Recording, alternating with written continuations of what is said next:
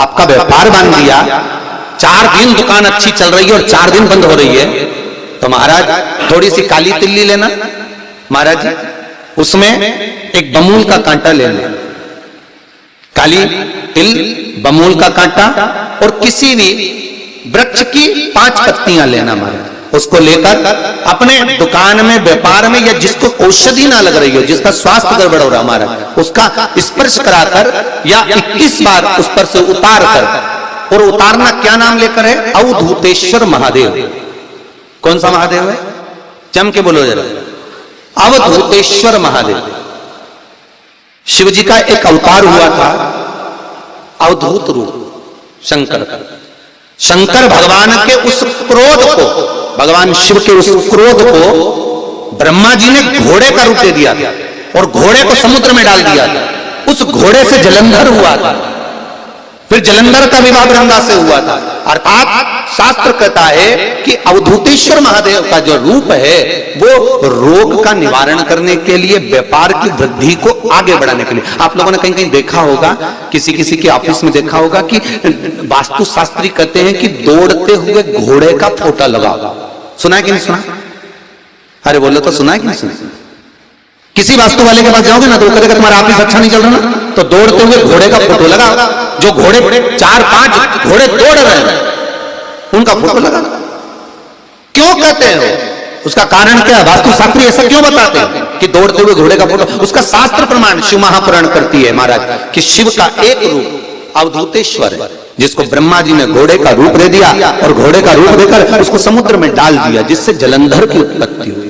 तो अगर मान लो अगर प्रॉब्लम चल रही है, व्यापार में दिक्कत आ रही है, व्यवसाय में तकलीफ आ रही है, या किसी ना किसी रूप में कोई ना कोई कष्ट आपको लग रहा है, तो अवधूतेश्वर महादेव का नाम लेकर काली तिल्ली वृक्ष की पत्ती और एक बमूल का कांटा लेकर, और आप दुकान में से उतार लो चाहे शरीर पर से उतार लो, उसको ले जाकर किसी भी चौराहे पर उसको पटक दीजिए। चौरस्ते पर नहीं डाल सकते तो बहते हुए पानी में डाल दीजिए, बहता हुआ पानी ना मिले तो पीपल के वृक्ष के नीचे डाल दीजिए, पर उसको मकर राशि के पृष्ठ भाव में ही डालना।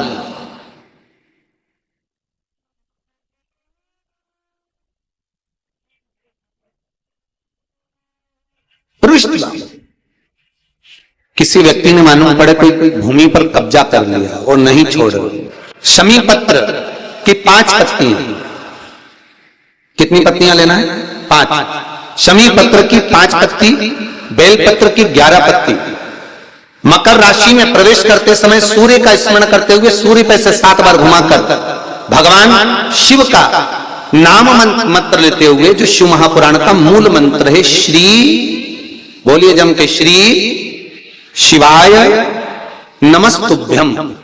शिव महापुराण के मूल मंत्र का स्मरण कर कर सूर्य पर से घुमाकर शंकर भगवान के शिवलिंग पर जो समर्पित कर देता है और चढ़ी हुई एक बेलपत्र शमी पत्र उस स्थान पर डाल देता है जो कब्जा नहीं छोड़ रहा, महाराज 6 महीने के अंदर वो कब्जा छोड़कर भागता नजर आता है। उसको छोड़ना ही पड़ता है। सूर्य का प्रवेश, लोटा पानी कलश महाराज उसमें जल भर लीजिए और जल भरकर उसमें 7 दाने चने की दाल के डाल लीजिए। 7 दाने चने की दाल के डालकर उसमें थोड़ा सा कुंकू रौली थोड़ी सी इसमें डाल लीजिए।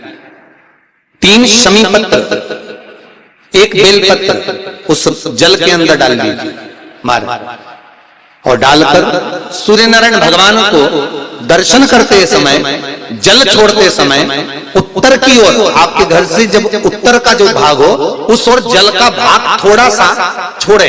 आखिरी का बचा हुआ जो जल और बेलपत्र और शमी पत्र है एक साथ जब पूणे तो जितना अपने मन में भाव हो कि हमारा इतना कर्जा है बाबा वो चूक जाए, या कोई पैसे नहीं दे रहा है उसका भी स्मरण कर सकते हैं कि हमारा इतना रुपया लेना है, और वो जल शमी पत्र बेलपत्र उसी समय पर नीचे डाल देना, उसका छींटा थोड़ा सा अपने ऊपर लेकर प्रवेश कर दे महाराज। ज्यादा से ज्यादा 5 महीने 6 महीने कहीं ना कहीं बाबा इससे कृपा कर देता है, कोई सहयोग, कोई धन, कोई संपदा, कोई व्यापार ऐसा बना देता है कि पैसा हाथ में आता है और कर्जा चूक जाता है। ये बाबा ही। और एक बात का याद रखना, हमें किसी से लेकर नहीं देना कर्जा, भगवान से ये निवेदन करना है हमको कि बाबा हमको ऐसा व्यापार दे, ऐसा धन हमारा खुद का दे जिससे हम अपने पैसे से कर्जा चुका। मालूम पड़े इधर से लिया इधर दे दिया, इधर से लिया इधर दे दिया, राधे हमने इधर से लिया इधर दे दिया, इधर से लिया इधर दे दिया, तो उससे कर्जे का कोई चुकने का क्रम नहीं आता महाराज। उससे और कर्जा होगा पर चुकेगा नहीं।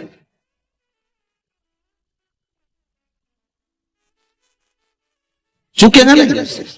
हम इधर से उठाकर उधर दे रहे हैं बस ठीक है, उधर से उठाकर उधर दे रहे हैं तो ये चुकना नहीं, हमें प्राप्त करना। भगवान से कहो इतना हमको वैभव दे कि चुक जाए, चुके। एक पार्थिव शिवलिंग का निर्माण शमी वृक्ष के नीचे करिए। फिर निवेदन करूंगा जिसको मिर्गी की बीमारी हो, मिर्गी की तकलीफ आती हो, या चक्कर आते हो, फिट की बीमारी हो, या किसी भी रूप में आप काम करते हो और आपको भन्नाटियां आती हो, चक्कर आते हो, उसके लिए शिव महापुराण में सुंदर उमा खंड में और स्कंद पुराण में दोनों में बहुत सुंदर वर्णन करा कि एक पार्थिव शिवलिंग का निर्माण शमी के वृक्ष के नीचे कर। फिर निवेदन करूंगा, शमी का वृक्ष जानते हो आप लोग?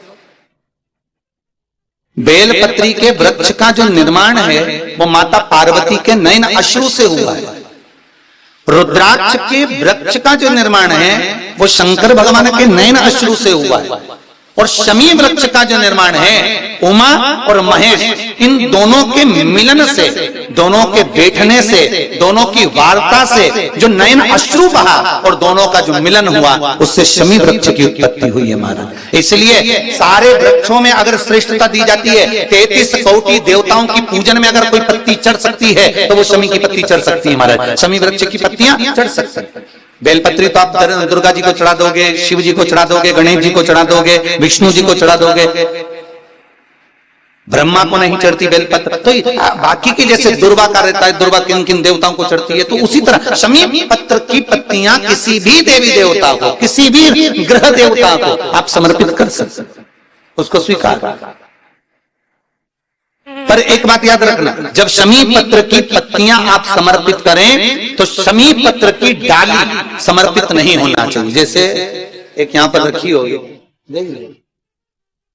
कुछ माताओं ने आज चढ़ाई है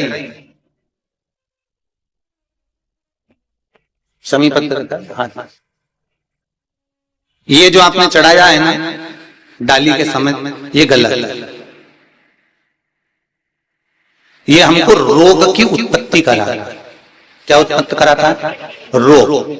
जैसे अगर डाली के समेत शमी पत्र हम अगर शंकर जी को चढ़ा देते हैं या किसी भी देवता को चढ़ा देते हैं, उससे हमारे कमर में, घुटने में, पीठ में, सिर में दर्द 15 दिन के बाद में चालू होना प्रारंभ हो जाता है। धीरे धीरे धीरे धीरे धीरे धीरे वो दर्द चालू होता है। इसलिए शमी पत्र का एक नियम है कि उसकी पत्ती को तोड़ा जाए, पेड़ से उसकी पत्तियों को तोड़कर फिर भगवान को समर्पित करो।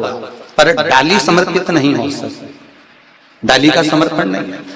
और कितना सुंदर लिखा है, बेलपत्र की डाली भी है ना, अगर बेलपत्र की मान लो डाली भी चढ़ गई है तो वो स्वीकार होगी, पर शमी पत्र की डाली स्वीकृत नहीं है, उसकी पत्तियां स्वीकृत है महाराज। पर जल्दी जल्दी में आप लोग को हो सकता है कि भाव आपका इतना ज्यादा रहता है ना, इतना भगवान से तुम प्रेम करते हो ना, तो भगवान पर बस इसने अपना उंडेलने के चक्कर में तुम ज्यादा ही कुछ उंडेल लिया। बस दिक्कत यहाँ आ जाती है। बेचारे पंडित जी तो थोड़ा सा बोलते हैं, तुम उसके 4 गुना चलती है। दिक्कत बस यही है। देखो कौन सा व्रत करती हो तुम लोग? वो 16 सोमवार का व्रत करती हो। कौन कौन ने करा 16 सोमवार, संकट सोमवार? कभी करा हो जिंदगी में? करा सब लोगों ने? रखो जरा।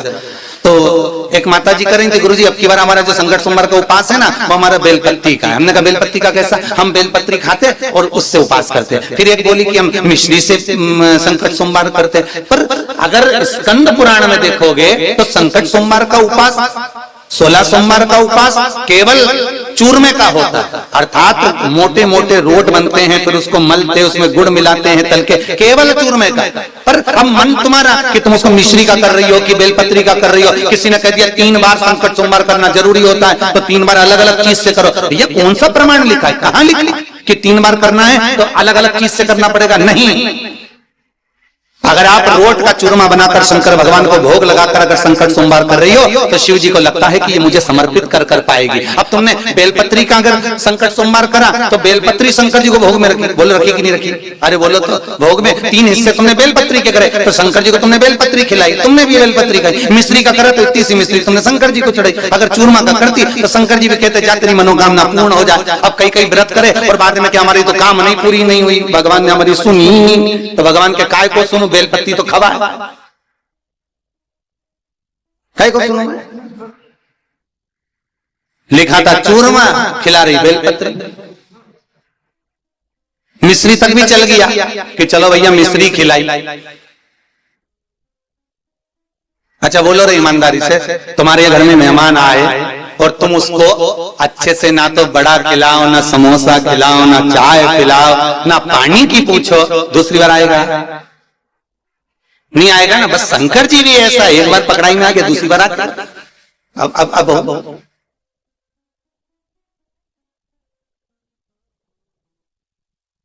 भगवान को कुछ नहीं चाहिए, कुछ भी नहीं चाहिए भगवान को। बस तुम्हारी जो नाटक है ना, भगवान को ये जो छल है, जो दुनिया के लोगों ने आज के समय में भगवान की पूजन को जो प्रपंच बना रखा है, शिव उससे दूर है।